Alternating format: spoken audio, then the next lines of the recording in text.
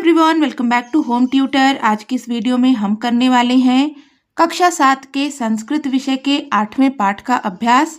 पाठ का अध्ययन हम कर चुके हैं।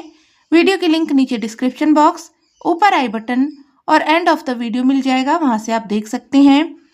पाठ का अध्ययन आप जरूर किया करें, क्योंकि इसी से जो प्रश्न हैं उन्हें आप समझ पाएंगे, उनके उत्तर को अच्छे से समझ पाएंगे और उत्तर याद रखने में आपको आसानी होगी, समझने में आपको आसानी होगी। तो पाठ का अध्ययन आप जरूर किया करें। तो चलिए आज की वीडियो को शुरू करते हैं। अभ्यास में पहला प्रश्न है, अधोलिखितानि वाक्यानि पठित्वा आम अथवा ना इति वदन्तु लिखन्तु च। नीचे लिखे वाक्यों को पढ़कर हाँ या फिर ना ऐसा बोलें और लिखें। आम का मतलब होता है हाँ और ना यानी कि नहीं। तो यहाँ पर जो वाक्य दिए गए हैं इन्हें पढ़ना है और इन्हीं के अनुसार हमें हाँ या फिर ना में उत्तर देना है। किम वयम पृथिव्याः पुत्राः पुत्रयः च स्मः। क्या हम पृथ्वी के पुत्र और पुत्री हैं? तो हाँ, हम सभी पृथ्वी के पुत्र और पुत्री हैं। ये धरती हमारी माँ है।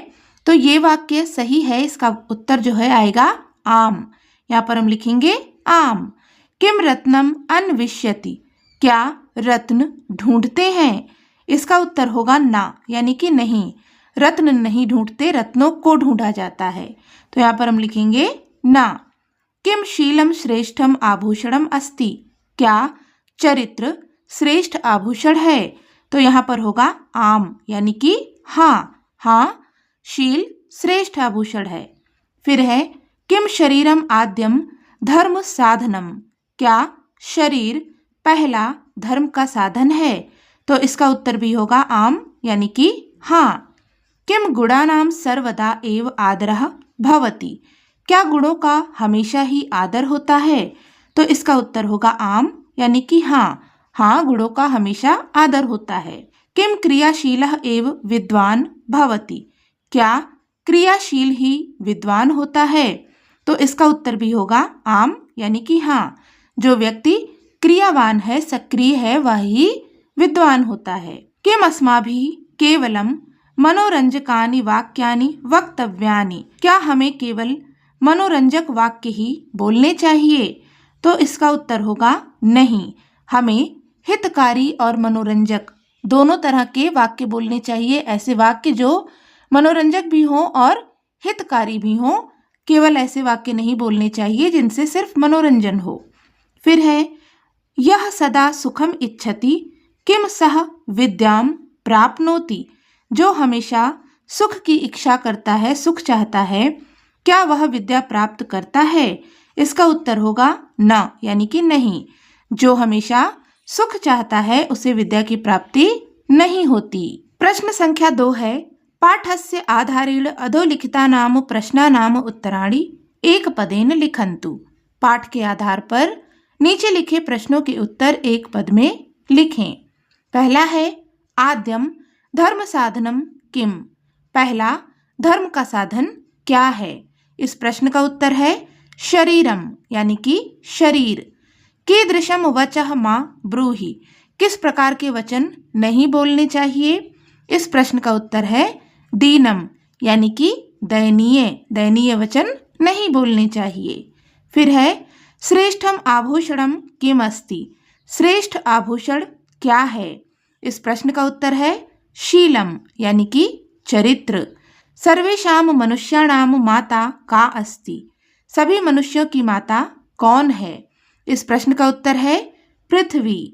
रत्नानाम अन्वेषणम के कुर्वन्ति। रत्नों की खोज कौन करते हैं? इस प्रश्न का उत्तर है ग्राहकाः, यानी कि ग्राहक। प्रश्न संख्या 3 है, पाठस्य आधारेण अधोलिखितानां प्रश्नानां उत्तराणि पूर्णवाक्येन लिखन्तु। पाठ के आधार पर नीचे लिखे प्रश्नों के उत्तर पूरे वाक्य में लिखें। पहला है, कः विद्वान अस्ति। कौन विद्वान है? इस प्रश्न का उत्तर है यह क्रियावान सह विद्वान अस्ति। जो क्रियावान है, यानी कि क्रियाशील है या सक्रिय है, वह विद्वान है।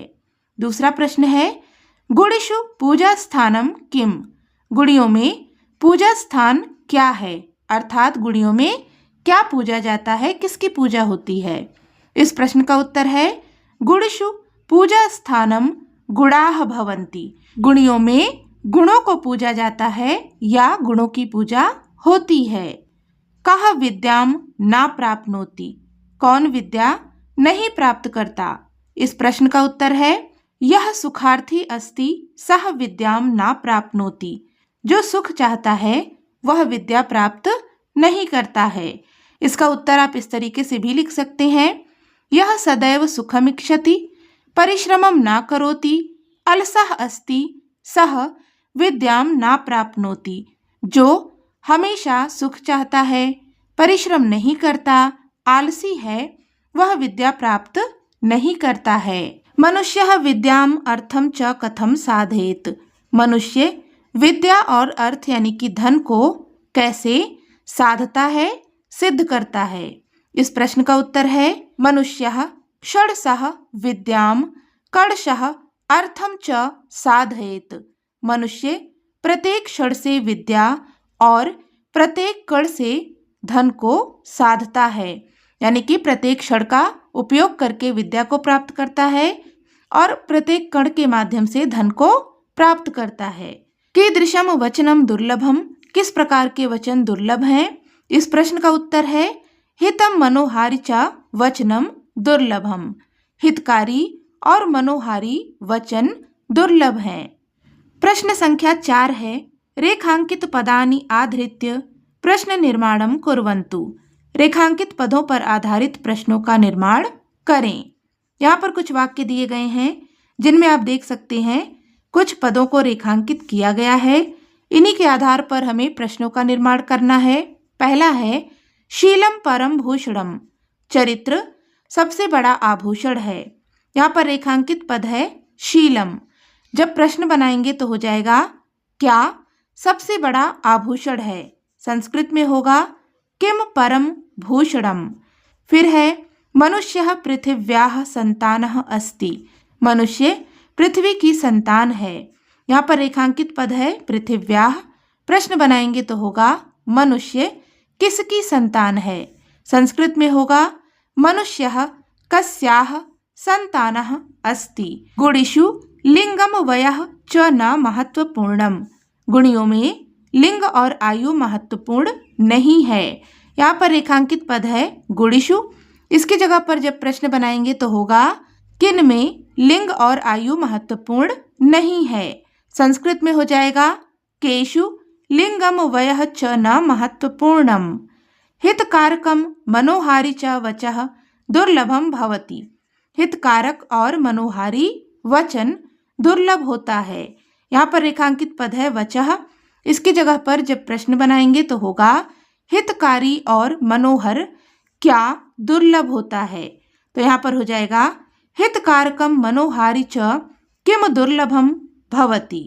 प्रश्न संख्या 5 है पाठस्य आधारेण उदाहरण अनुसारम समुचितम मेलनम कुर्वन्तु।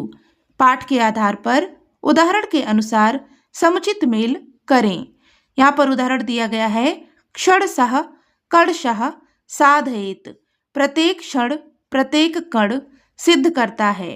तो क्या सिद्ध करता है? यहाँ पर है विद्याम अर्थम च, विद्या और धन।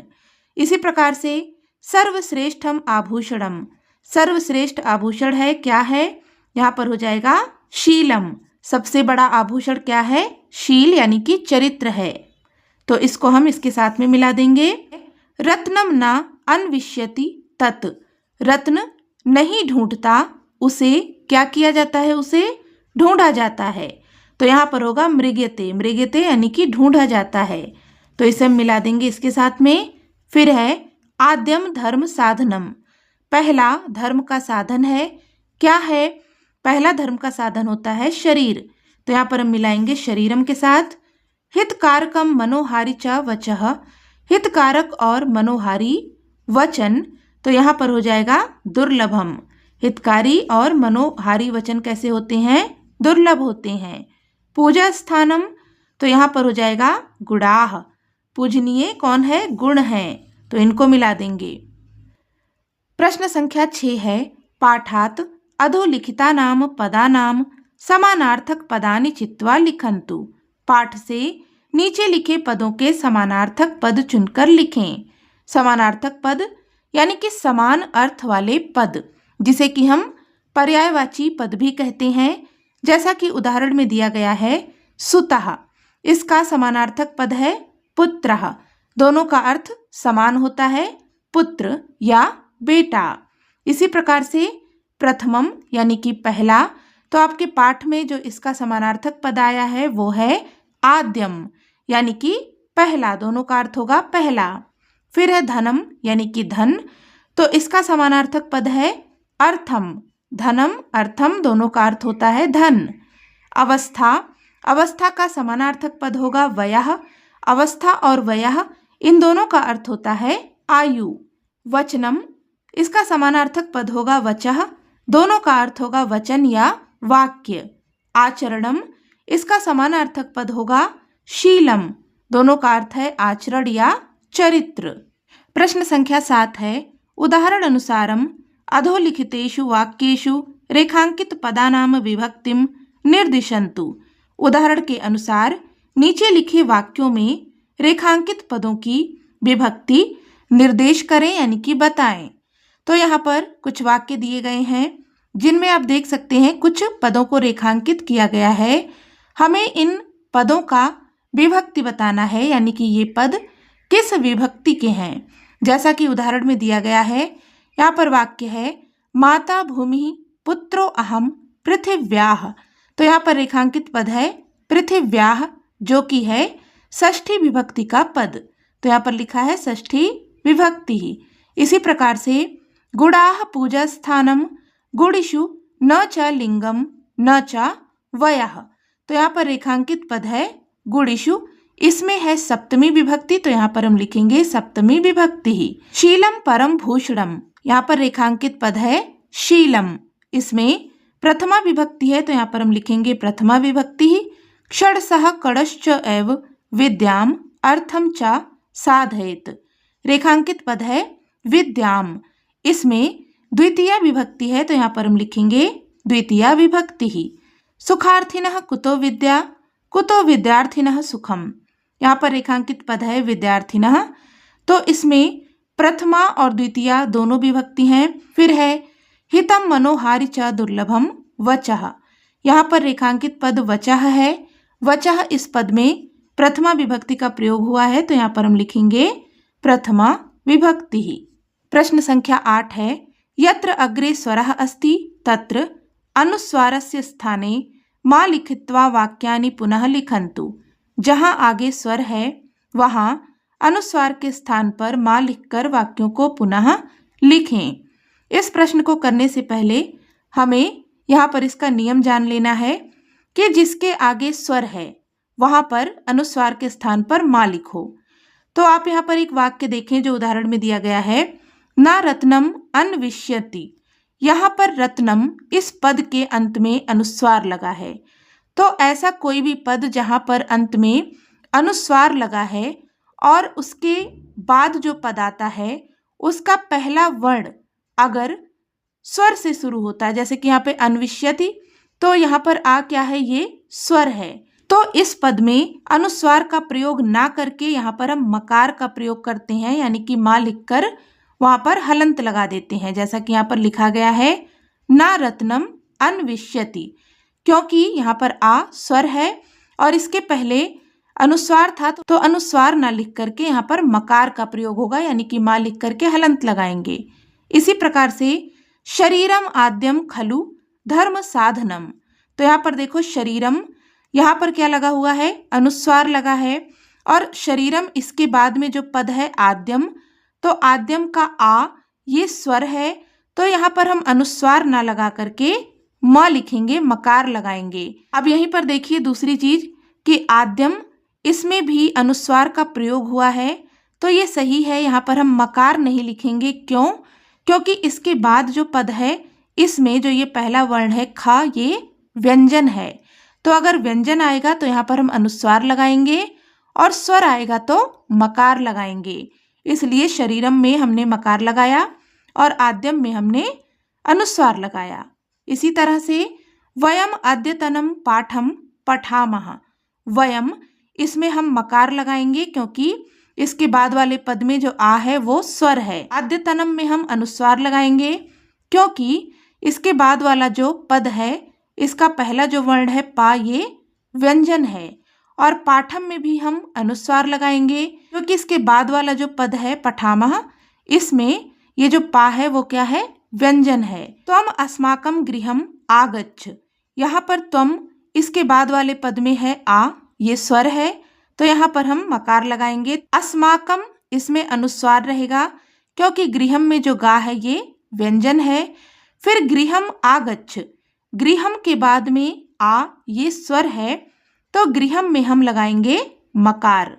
तो यहाँ पर त्वम और गृहम इन दोनों में मकार लगेगा और अस्माकम में अनुस्वार लगेगा। इसके बाद है अहम एकम प्रश्नम प्रष्टुम इच्छामि। तो यहाँ पर अहम, इसके बाद में एकम, तो ए जो है ये भी स्वर है, इसलिए अहम में हम मकार लगाएंगे।